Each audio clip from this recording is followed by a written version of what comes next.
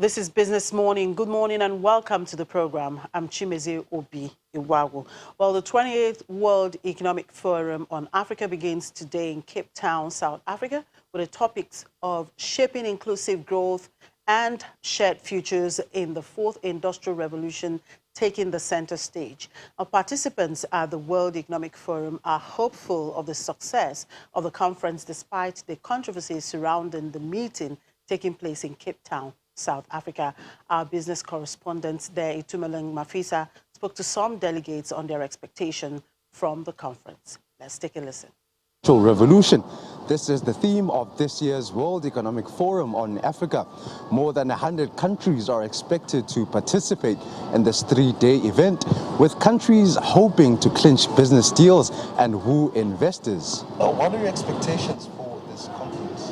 Okay, I think this is a premier conference organized by World Economic Forum. I think this is where all the movers and shakers of the industry in Africa. I think this is where I think we can get to connect, we can get to network, and also we can see leverage on our connections and create a better business outcome in the future. Well, we're a partner of the World Economic Forum, and there's a lot of discussions and sharing of ideas around financing methods for infrastructure, and also speaking around what are the challenges that are preventing infrastructure from coming to root in the African continent. It's a fantastic gathering of a lot of key decision makers. From my own context, energy is a major facilitator of economic growth and transition and poverty reduction here in Africa. And it's been sadly lagging in terms of development, a lot of obstacles. Momentum is now gathering. We have the challenges of global warming to face up to here in Africa, so a number of challenges to overcome, but with some joined up planning around investment, around policy, and around being able to take decisions quickly in Africa, I think we can make things happen and we can make this continent take its real place on the global map of development. Following attacks on foreign nationals in South Africa, 3 countries have reportedly pulled out of the World Economic Forum on Africa in Cape Town. Malawi, Congo and Rwanda have pulled out of the conference, but several sessions which were expected to take place in this conference today will take place as planned. From Cape Town, South Africa, Itumeleng Mafisa, Channels Television News. The West Africa Power Pool has announced the government of West Africa have approved cost-reflective tariffs for power utilities in the sub-region, as well as subsidies to support low-income power users. WAPP is a specialized agency of the Economic Community of West African States, and it covers 14 of the 15 countries of the Regional Economic Community. The chairman of WAPP, who doubles as the managing director, Transmission Company of Nigeria, Usman Mohammed, disclosed that from 2020, the 14 ECOWAS countries will be interconnected in terms of power transmission and supply. He spoke at the kickoff meeting for the synchronization of the WAPP network in Abuja, which had in attendance senior government officials from the 14 member countries of ECOWAS involved in the project.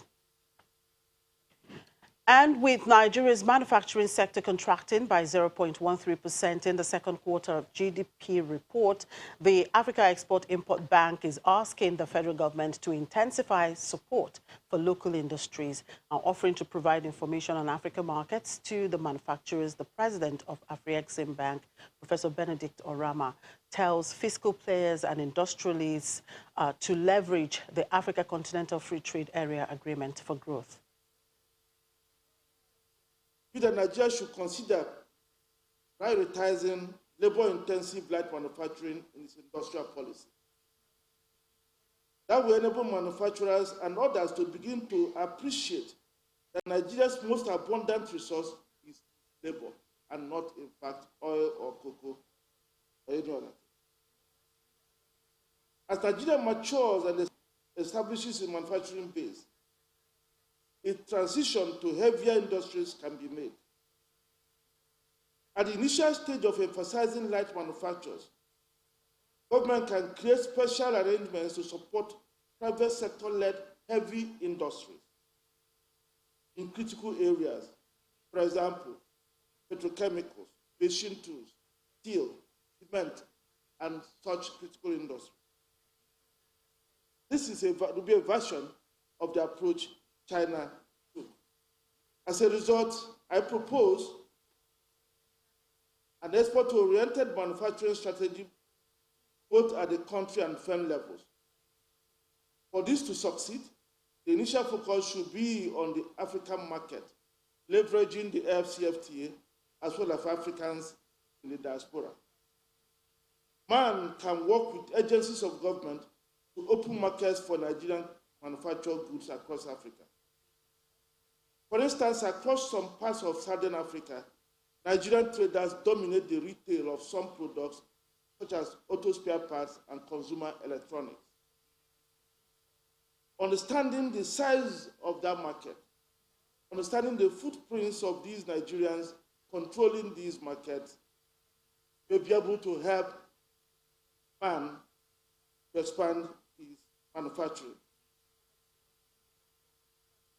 Benedict Orama, president of AfriExim Bank. Now we'll move on over now to the markets, where the Nigerian equities market recorded the second consecutive day of gains on Tuesday as the benchmark index widened by 0.08%.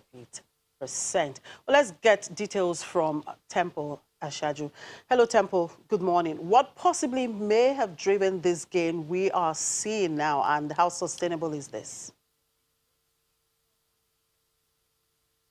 Well, it was the buy interest on MTN and Access Bank, Chimizmizi. Those are the two key companies that actually pushed up the indices of the market marginally yesterday. That's how we got a bit of a marginal, increase, which is just 0.08%, and that bring us to some 2-3 consecutive days of gains now in the market. Of course, you know that Access Bank is looking to release its H1 2019 numbers not later than 15th of September. So investors are positioning for whatever may come with those numbers, which are currently before the Central Bank of Nigeria for approval before it then gets its way to, or finds its way to the Nigerian Stock Exchange here. But basically, we saw that uptrend extending. MTN made some gains yesterday. Over 3.4 million units of MTN shares were traded, and that contributed to the surge that we saw around the activity level, which came in at 164 units,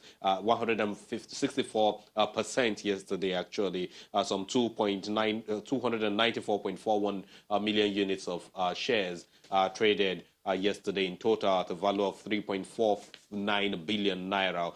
Even though we know that market sentiment was not too good yesterday, measured by the market rate, which was negative. We saw 18 losers versus 13 gainers in the market. International breweries seem to be making a comeback now. Was up yesterday by 10%. The day before, we saw some 8% plus gains in this particular company. Going by the sectoral performances, we recorded declines in the banking names, consumer goods segment of the market, due to some profits taken across the counters of Dangote Flour, Honeywell, and Nestle. We saw that down by some 0.36%. Industrial goods segment of the market maintained some kind of positive trends there. WAPCO was up, CCNN was also up. I think Kiotics also joined to push up that indices yesterday marginally.